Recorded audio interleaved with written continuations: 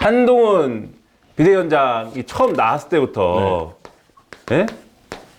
한동훈 이렇게 나왔을 때 네. 보수 언론도 그렇고 다들 그렇고 처음에 넘어야 될 산이 뭐야? 라고 했을 때는 김건희 특검이야 라고 했던 거잖아요. 네. 그쵸? 네.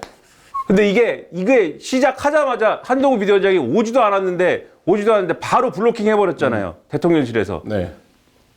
오지도 않았는데 대통령실에서 당정대 회의를 열어가지고 아침에 이관섭 그 당시에는 뭡니까 정책실장입니까? 이관섭 정책실장이 KBS 일요진단에 나와가지고 우리는 김건희 특검 받을 생각도 없고 조건부로도 못 받고 이 얘기를 하고 그 다음날 크리스마스에 12월 25일에 쉬는 날인데도 불구하고 당정대를 불러 모아가지고 윤재욱 원내대표까지 불러가지고 우리는 김건희 특검 절대 못 받습니다. 조건부로도 못 받습니다. 이렇게 입장 정리해버린 다음에 그 다음에 한동훈 비대위원장이 그 다음에 올라온 거잖아요. 그러니까 김건희 특검법은 거부권 행사가 정해진 것이고 여기에 대해서는 넌 아무 말도 하지 마라고 블로킹을 딱 해버린 거고 그 다음에 뭘 하라고 그랬어요. 그 다음에 총선 후 특검이라도 해봐라.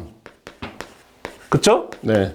뭐 이건 거부권 행사한 다음날 조선일보가 사설로 또 썼어요. 그렇죠. 보수 언론의 출구 전략 중에 하나였죠. 네.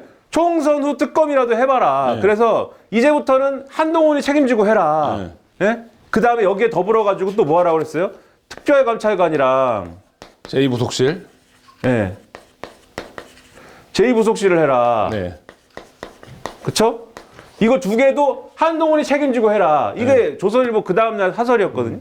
근데 총선 후 특검은 꺼내본 적도 없습니다. 네. 한동훈 비대위원장이. 네. 용산은 그런 분위기가 아니래요. 그렇죠. 총선 후 네. 특검을 하려면 어떻게 해야 되냐면 용산이 하지 말라고 하고 있는데 네. 한동훈 비대위원장이 독자적으로 윤재욱 원내대표랑 한동훈 비대위원장이 독자적으로 야당이랑 협상을 해야 돼요. 우리 거부권 행사한 거 지금 돌아와가지고 재의결 국면인데 당신들 권한쟁의 심판 청구 뭐 어쩌고저쩌고 하고 있는 동안에 우리가 그런 거 하지 말고 협상을 한번 해봅시다. 그래서 새로운 법을 입법을 합시다. 재의결 어차피 해야 되는데 요거 하지 말고 새로운 법을 입법을 하는데 그 새로운 법이 뭐냐? 총선 후에 수사하는 특검법입니다. 이렇게 가야 돼요. 그럼 용산에서 어떻게 하겠습니까? 놀러 와봐 하겠죠. 그러니까 안 되지. 그 다음에 특별감찰관은 뭐 수도 없이 얘기하셨겠지만 뭡니까? 특별감찰을 하려면 어떻게 해야 됩니까? 그러니까 국회가 합의해서 추천해야죠. 합의해서 추천해야 되는데 국민의힘의 입장은 뭐예요? 이거 북한인권재단 이사랑 같이 해야 된다는 거잖아요. 그 입장을 아직까지 한동훈 비대위원장이 철회한 적이 이분이 주장한 건 아니지만 국민의힘의 입장이 변했다는 것을 오케이 한 적이 없잖아요. 아직까지. 그것에 대해서 협력하겠다라고 하면서도 그 입장을 오케이를 안 했잖아요. 그러니까 이것도 뭐 안 하는 거죠. 제2부속실은 대통령실이 여러분이 원하면 제가 할게요. 이렇게 하면서 할 것처럼 얘기하고 있는데 하더라도 답이 안 되죠. 하더라도 답이 안 되죠. 그러니까 이거는 하더라도 답이 안 돼요. 지금 이거 많이 얘기하셨을 테니까 아마 수백 번은 얘기하셨을 테니까 시간도 없는 표정이어서 그냥 가는데 뭐. 예. 답이 안 되잖아요. 더 열심히 하겠다는 건데 김건희 여사가 더 열심히 한번 해보겠다는 건데 안 되지 않습니까? 그 다음에 보수언론이 뭐 얘기했냐면은 사과라도 해주세요. 기자회견 열어서. 제발 신년 기자회견을 지금까지 안 하시고 대통령이 어쨌든 신년 기자회견 하셔라. 취임 100일 기자회견 한 이후에 한 번도 기자회견도 안 하고 그 출근 약식 회견 하다가 그것도 걷어차버리고 아무것도 안 하시는데 이 신년 기자회견 이번에 해가지고 거기서 확실하게 영부인 문제하고 지금까지 잘못한 거에 대해서 사과를 해라. 이게 2주 전인가 조선일보의 양상훈 주필부터 시작해서 이번 주까지 보수 언론의 막 논자들이 잊을만 하면 계속 이 글을 써가지고 계속 주장하고 있는데 특히 양상훈 주필 뭐라고 그랬냐면은 총선에 주연이 이거 보셨을 거예요. 주연은 윤석열 대통령이다 지금. 한동훈 비대위원장이 아무리 날고 겨봐야 조연이다 조연. 조연이 아무리 잘해야 이 드라마 내용이 바뀌냐. 주연이 뭔가를 풀어주지 않으면 지금 정권심판론이라는 프레임을 한동훈 대 이재명으로 바꿔야 되는데 주연이 그 자리를 넘겨주지 않으면 바뀌겠냐. 넘겨주려면 어떻게 해야 되냐. 기자회견이라도 열어서 사과라도 해줘 제발. 이렇게 했거든요. 기자회견 합니까 안 합니까?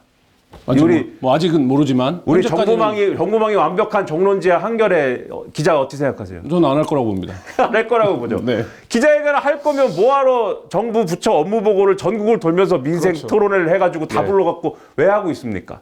근데 오늘 한국일보라는 신문을 봤어요. 이쪽 보는데 신년 기자회견을 할 것도 같았는데 할 것 같은 분위기도 있었는데 이걸 하면은 다들 김건희 특검 얘기만 물어볼 것 같아서 대통령실이 또 안 할 것 같아요. 이렇게 써놨어요. 이것도 안 하지? 그러면은 뭐 어떻게 합니까? 한동훈 비대위원장이 할 수 있는 게 뭐가 있습니까? 없어요. 그러면 이제부터는. 자, 그러면 정치인 한동훈 이제 막 데뷔를 했는데 어쨌든 총선 결과에 따라서 조기 퇴장 할 수밖에 없는 운명으로 가고 있다고, 시나리오로 가고 있다고 보십니까? 그거는 조기 퇴장은 처음부터 네. 계획하고 결심한 바예요. 한동훈 비대위원장. 총선에 출마를 안 했잖아요. 네. 총선 출마 안 한다잖아요. 네. 총선 출마를 안 하면 비대위원장이 딱 끝나지 않았습니까? 네. 비대위원장이 끝나면 총선 출마 안 하고 뭐 해야 됩니까? 원래는 총선 출마를 안 했지만 그냥 비대위원장을 했다면 그리고 총선을 만약에 승리를 이끌었다면 여기서 승리의 기준은 뭐죠? 좀 이따 생각해 보기로 하고 승리. 네. 승리를 이끌었다면은 그러면 이 여세를 몰아갖고 내가 비대위원장이 아니고 정식으로 대표를 한번 해보겠습니다. 이거 전당대회를 나가야죠. 그렇죠. 그리고 한동훈 당을 만들어가지고 그 다음에 이제 윤석열 대통령의 자리를 어떻게 이어받을 것이냐 이런 고민을 하면서 아버지 왕위를 승계하겠습니다. 이렇게 가야 되는 그림이겠죠. 그러기엔 조금 이르긴 하지만 어쨌든 그런 루트로 가야 되겠죠. 근데 그러면은 승리를 해야 될 텐데 승리의 기준은 뭘까요? 첫째, 과반을 해야 돼요, 과반을. 예? 왜냐면은 이번 총선은 윤석열 대통령의 국정 운영을 확실하게 뒷받침하는 그러한 여당의 승리를 만들어야 되는 힘 있는 여당. 그러한 총선이기 때문에 무조건 과반을 하지 않으면은 여소야대 국면이 안 바뀌잖아요. 과반은 무조건 해야 돼요. 못할 확률이 굉장히 높지 않습니까? 그거는 좀 비현실적이다. 그러면 최소한 뭘 해야 되느냐? 일당을 해야 돼요, 일당. 네. 예. 할 수 있겠습니까? 이렇게 해가지고.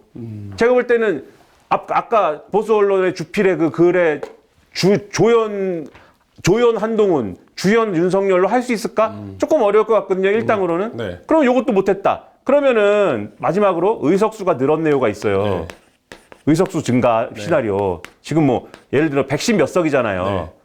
네, 한 120 몇 석을 한다. 네, 이게 한 120석이 됐다. 네. 120석이 됐다. 어려운 구도 속에서 선전했다. 역시 한동훈이 없었으면 우리는 100석도 못했어. 이러고 승리했다. 이렇게 하고 갈 수 있느냐 한동훈 비대위원장이 못 간다. 못하죠. 그러면은 끝나면은 요 시나리오더라도 끝나면은 여러분 죄송했고 모든 건 제가 안고 가겠습니다. 이러고 당분간 없어져야죠. 제가 볼 때 이것을 각오한 바입니다. 제가 볼 때. 한동훈 비대위원장 어쨌든 총선 때까지만 역할을 하는 걸로 지금 어쨌든 정해져 있다. 제 생각엔.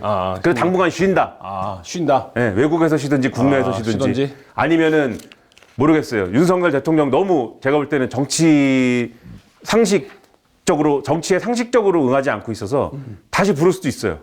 청와대로? 용산으로? 용산으로가 아니라 정부 어딘가로. 정부 어딘가로? 네, 무슨 장관 시켜줄 수도 있겠지.